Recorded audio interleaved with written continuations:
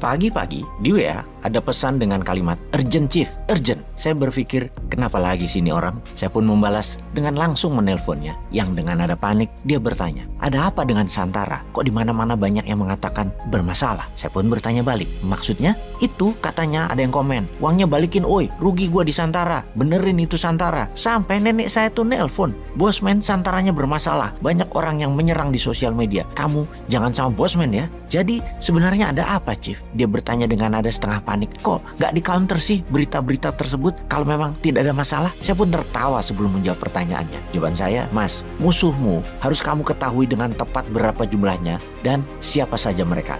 Saat ini belum nongol semua musuh Bosman dan hater Bosman. Sabar, biarkan mereka menggunakan isu Santara sebagai senjata serang ke Bosman. Hater Bosman itu hasil ciptaan informasi yang dibuat para buzzer rupiah. Mereka yang memang gerah dengan informasi yang diberikan Bosman kepada khalayak, yang dengan terang-terangan mengingatkan semuanya bahwa Indonesia itu lebih baik jika tidak berhutang misalnya. Printing money berbasis proyek, jangan komunikasi publik pakai buzzer karena strategi yang dipakai adalah membelah bangsa. Karena strategi buzzer itu segregasi atau separasi, itu istilah kadrun kampret misalnya. Dan tugas utama mereka serang semua yang beda, dibunuh karakternya dengan hal receh tak terbukti yang diulang-ulang, full fitnah dengan info sepotong-sepotong. Santara termasuk yang diserang karena konsep bottom of pyramid berkonsolidasi adalah antitesa BUMN dan oligarki. Itu adalah bagian dari economic model yang namanya MMT, Modern Monetary Theory. Bagi kita, biarkan isu Santara itu diputar-putar oleh para buzzer dan diterima oleh para hater ini viral lebih banyak lagi. Sampai kita tahu seberapa banyak musuh kita dan seberapa banyak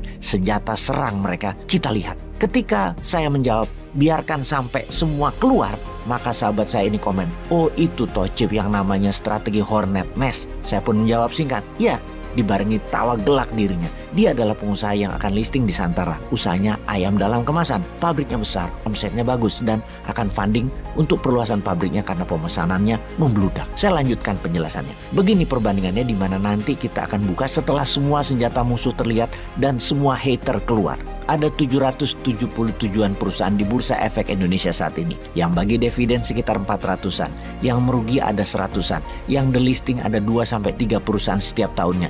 Yang bangkrut ada 1-2. Ini informasi sekilas. Detailnya cek di OJK dan di IDX. Bangkrut itu investornya rugi, pastilah. Tapi apakah IDX dihujat? Ya tidak. Orang buzzer tidak ditugaskan serang IDX, gimana sih? IDX itu banyak perusahaan oligar di sana. Santara itu platform. Seperti halnya IDX, ada 88 perusahaan listing di Santara, 6 bangkrut karena COVID dan efek lainnya, 68 perusahaan bagi dividen. Secara presentasi, lebih bagus prestasi Santara dibandingin IDX. Hampir 77% bagi dividen penerbit di Santara. Di Santara, ada yang awalnya hanya 2 cabang, sekarang menjadi memiliki 9 cabang pet shop yang listing di Santara. Kamu Pet Shop namanya. Ada yang omsetnya 1 bulan 1 miliar sebelum listing di Santara, sekarang 4 miliar sebulan omsetnya. Namanya Libra, yang bidangnya online shop, jualan ban, panci, peralatan rumah tangga. Ada yang cabangnya 3 jadi 10, Bento Kopi namanya, di daerah Jogja, Malang, dan Surabaya. Tapi nantilah kita sebarkan. Biarkan hater yang memviralkan Santara kita, biarkan leluasa memviralkannya,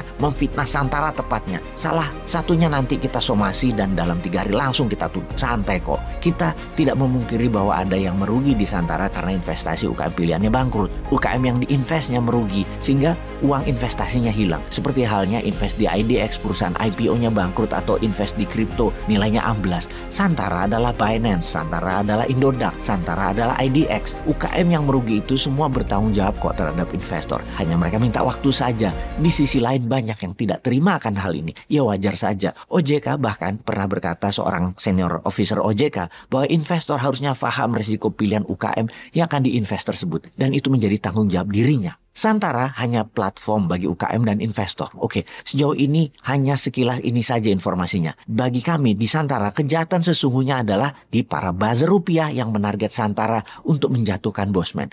Kami tidak menyalahkan hater karena mereka korban propaganda. Tujuan propaganda memang merubah pikiran, changing mindset terhadap publik agar orang yang berbeda dengan arus mereka terlihat salah dan harus dibenci. Sederhana kok produk propaganda mereka itu. Pasti kebencian. Buzzer rupiah sejauh ini kita biarkan dulu. Nanti setelah tahun 2024 di mana perlindungan terhadap mereka sudah selesai, lihatlah itulah apa yang akan mereka dapat. Juga nanti mereka merasakan juga di hari tuanya ketika penyakit-penyakit mulai menyerang tubuh mereka. Karena mungkin mungkin kena karma fitnah mereka yang balik ke mereka lagi. Jadi jalan hidupnya bermasalah, penyakitan. Sebentar lagi pasti terbukti kok.